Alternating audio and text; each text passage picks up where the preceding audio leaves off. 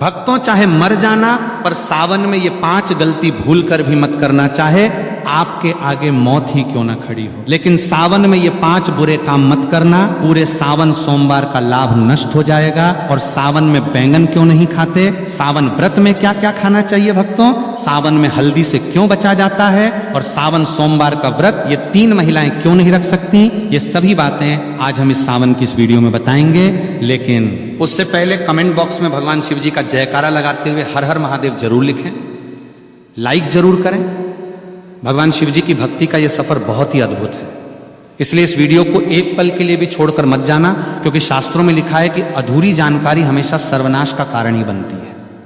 भक्तों, वर्ष 2026 में सावन का पावन महीना 30 जुलाई दिन गुरुवार से प्रारंभ होकर 28 अगस्त तक रहेगा। ये महीना भगवान शिव जी और माता पार्वती की उपासना के लिए अत्यंत शुभ और मंगलकारी माना जाता है।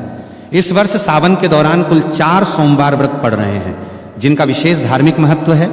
पहला सावन सोमवार व्रत 3 अगस्त को मनाया जाएगा, दूसरा सोमवार 10 अगस्त को, तीसरा 17 अगस्त को और सावन का चौथा तथा अंतिम सोमवार व्रत 20 अगस्त को होगा।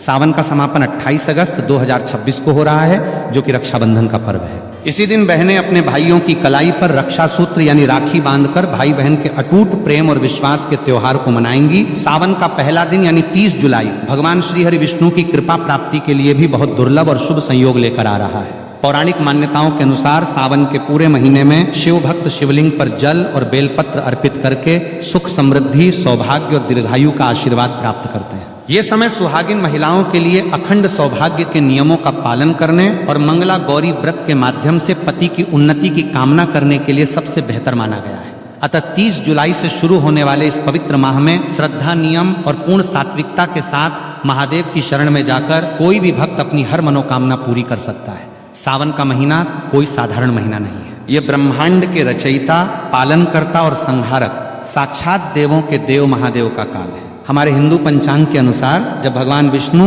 आषाढ़ मास की देवश्रेणी एकादशी को 4 महीनों के लिए योग निद्रा में चले जाते हैं और पाताल लोक की ओर प्रस्थान करते हैं, तब पूरी सृष्टि पर एक पल के लिए अंधकार छाने लगता है। उस समय ब्रह्मांड को विनाश से बचाने के लिए महादेव स्वयं इस सृष्टि का पूरा कार्यभार अपने हाथों में लेते हैं।